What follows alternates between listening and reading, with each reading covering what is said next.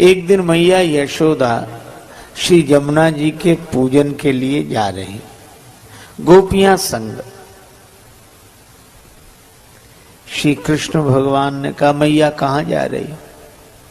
मैया बोली जमुना जी की पूजा करने।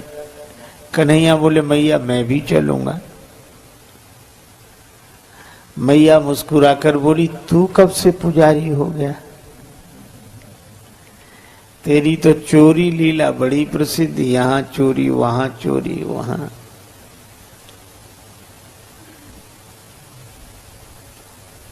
मैया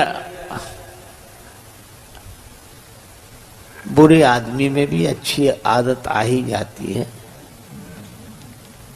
चोर ही सही पर पूजा करने का मन है तो ले चलो ना। अच्छा चल। श्री कृष्ण तैयार, यशोदा मैया तैयार। यशोदा जी गई, गोपियां गई, श्री कृष्ण भगवान गए। वहां माता यशोदा ने दीपक जलाया, जमुना जी की आरती की, दीपक प्रवाहित कर दिया। गोपियों ने भी दिए जलाए, जमुना जी की आरती करके दीपक प्रवाहित कर दिए। और बाद में मैया यशोदा ने प्रणाम किया जमुना मैया को, हे जमुना मैया मेरा कन्हैया सदा प्रसन्न रहे। गोपियों ने भी प्रार्थना की और प्रार्थना प्रणाम करने के बाद गोपियां और यशोदा मैया आंख बंद करके बैठ गई। अब श्री कृष्ण कभी तो आंख मूंदे हुए मैया और गोपियों की ओर देखें, कभी जमुना जी में बहते हुए दियों की ओर देखें। उन्होंने कहा दीपकों से कि तुम बहते जा रहे हो और हम देख रहे हैं, अनादिकाल से तुम बहते रहे हो, ये कर्म की धारा में बहते जा रहे हो। विधि निषेधमय कलिमल हरणी कर्म कथा रवि नंदनी वर्णी। ये कर्म कथा ही जमुना जी हैं।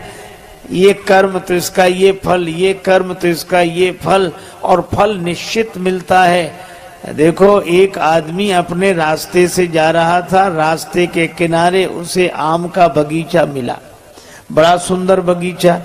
अब उस आदमी ने आम के वृक्ष में लगे हुए फल देखे। अब आप विचार करो, फल देखा किसने? आंख ने। आंख ना होती तो कैसे देखता?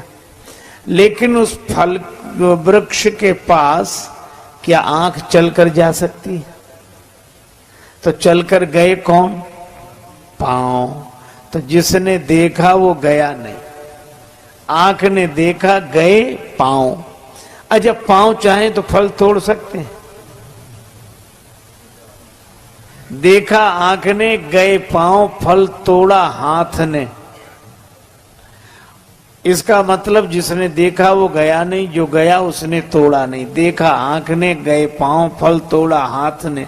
अच्छा हाथ को स्वाद मिल जाएगा कि फल खट्टा है कि मीठा?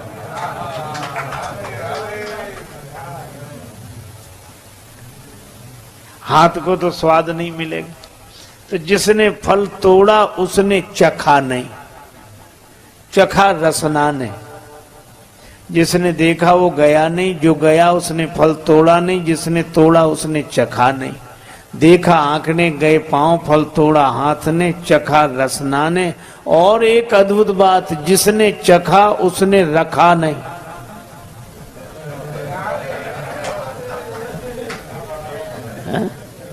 जिसने चखा उसने रखा नहीं। चखा रसना ने, रखा पेट ने। इतने में बगीचे का माली आया और चोरी से फल तोड़कर खाते हुए देखा। दबे पांव डंडा लेकर पीछे से आया और उसने पीठ में 2-4 डंडे जमा दिए। अब बताओ इस पीठ का न लेना न देना। पीठ न लेने में न देने में। फल देखा आंख ने, गए पांव, तोड़ा हाथ ने, चखा रसना ने, रखा पेट ने और पिटे पीठ।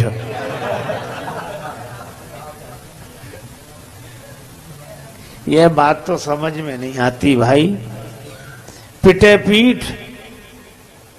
एक महात्मा से किसी ने यह कहानी सुनाई। महात्मा बोले इस कहानी में ही तुम्हारा उत्तर है। कैसे? बोले थोड़ा सा आगे बढ़ो। पीठ में डंडे की चोट लगी तो दर्द हुआ? हाँ हुआ। तो रोया कौन?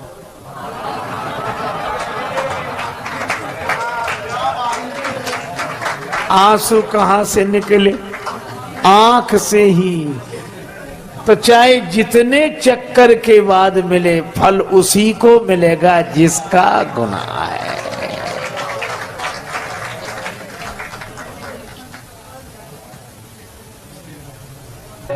कामना, कामना से कर्म, कर्म से फल। न कभी कामना रुकती है, न कभी कर्म रुकता है, न कभी फल रुकता है। यह एक क्रम चला रहा है। यही जमुना जी बहती चली जा रही हैं निरंतर।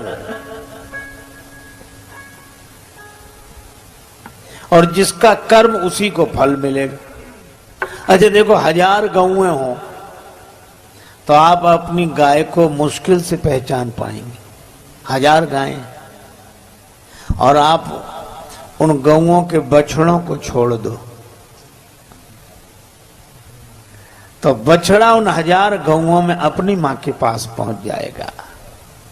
तो जैसे बछड़ा उन 1000 गौओं में अपनी मां को पहचानता है, इसी तरह आपका प्रारब्ध आपके कर्म को पहचानता है।